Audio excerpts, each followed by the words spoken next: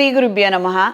కన్యా రాశి వారికి ఈ రాశిలో శుక్రగ్రహ నీచ స్థితి, వ్యయస్థానంలో కేతువు, లాభస్థానంలో రవి బుధుడు గురువు, దశమ స్థానంలో కుజుడు, సప్తమ స్థానంలో శనేశ్వరుడు, ఆరింట రాహువు.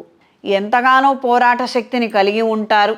అవతల వాళ్ళు ఎంత ఇబ్బందులు పెడుతున్నప్పటికీ, ఎంత మీకు నష్టం కలిగించాలని చూస్తున్నప్పటికీ ఏదో ఒక విధంగా మీరు నిలబడాలి, నిలదొక్కుకోవాలన్న ఆలోచనలు కలిగి ఉంటారు.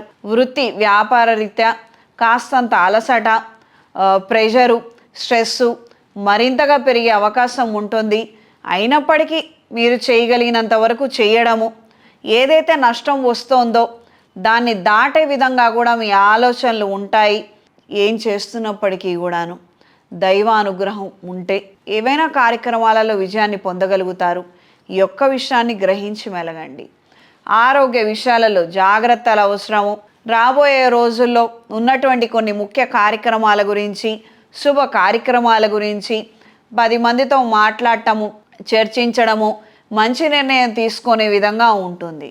ఖర్చులు మాత్రం మీరు ఊహించిన దానికన్నా 25 రూపాయలు ఎక్కువ ఖర్చు అయ్యే విధంగా ఉంటుంది. ఎక్కడా కాంప్రమైజ్ కాకుండా కార్యక్రమాన్ని చక్కగా చేయాలన్న ఆలోచనలు, ఘనంగా నిర్వహించాలన్న ఆలోచనలే ఎక్కువ ఏర్పడతాయి.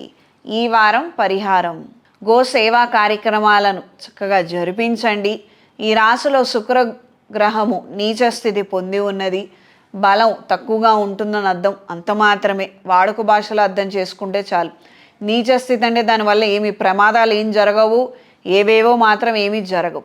కాకపోతే ఆ సమయానికి పడవలసినటువంటి మాట కాక ఇంకో మాట రావడము, దానివల్ల కాస్తంత చికాకులు రావడం అనేది జరగవచ్చు.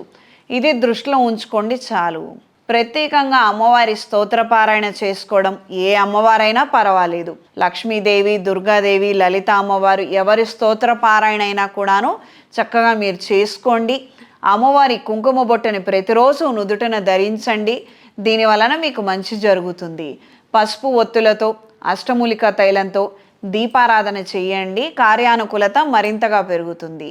ఈ రాశిలో జన్మించిన స్త్రీలకు దూర ప్రయాణాలు చేయాలన్న ఆలోచనలు కలిగి ఉంటారు. శుభకార్యాలకు సంబంధించిన అంశాలు అంతంత మాత్రంగా ఉంటాయి. కాస్త ముందుకి వెనక్కి, ఇప్పుడు అప్పుడా, ఇది ఎప్పుడు చేయాలి, అది ఎప్పుడు చేయాలి నా ఈ విధమైనటువంటి తికమక గందరగోళం పరిస్థితి ఉండవచ్చు. అయిన వాళ్ళతో మాట్లాడేటప్పుడు, ప్రత్యేకించి ఆచార వ్యవహారాల గురించి మాట్లాడేటప్పుడు కాస్తంత అప్రమత్తంగా ఉండండి, అటెన్షన్తో ఉండండి. అవసరమైతే ఫోన్ రికార్డింగ్స్, వాయిస్ రికార్డింగ్స్ చేసుకోండి. ఎలా ఏం చెప్తున్నారు ఏంటి అన్నది అది పక్కకి జరగకుండా కార్యక్రమాలని అలా జరిపించగలిగితే మీకు అన్ని విధాలా బాగుంటుంది. వ్యాపార నిమిత్తం అధిక పెట్టుబడులు పెట్టే పరిస్థితులు ఏర్పడవచ్చు.